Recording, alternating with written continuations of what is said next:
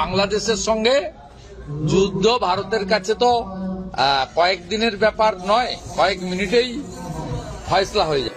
ভারত কেন আমেরিকা এসে কোনোদিন বাংলাদেশ দখল করতে পারবে না। Come and try. 27 বছর বয়সে একটা মুক্তিযুদ্ধ করেছি, 81 বছর বয়সে আরেকটা করবো ইনশাআল্লাহ। বাংলাদেশকে দখল করতে পারবে না, আমাদের তো ইয়ং ফোর্স আছে।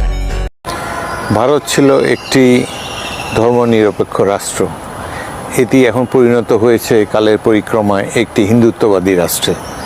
সেখানে মাইনরিটিকে তারা বলে যাচ্ছে যে পাকিস্তান বা বাংলাদেশে চলে যাওয়ার উপদেশ তারা দিচ্ছে।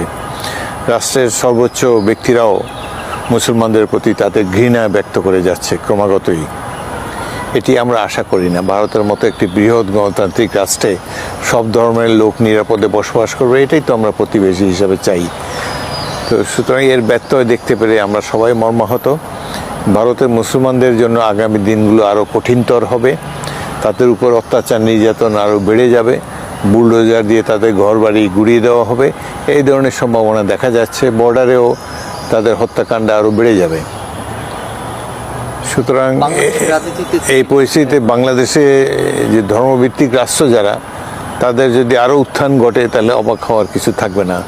ওখানে হিন্দুত্ববাদকে মোকাবেলা করার জন্যে একটা ইসলামী ফ্লেভার বাংলাদেশের রাজনীতিতে আসবে, এটি হতে বাধ্য। তবুও বাংলাদেশের মানুষ বিবেকবান, তারা ভোট দিতে জানে, তারা রাজনীতিতে অত্যন্ত অভিজ্ঞ। সুতরাং বাংলাদেশের মানুষ ব্যালেন্স করে রাজনীতি করবে। বাংলাদেশের মানুষ হঠকারী উগ্রবাদী রাজনীতিকে সমর্থন করবে না বলে আমার বিশ্বাস।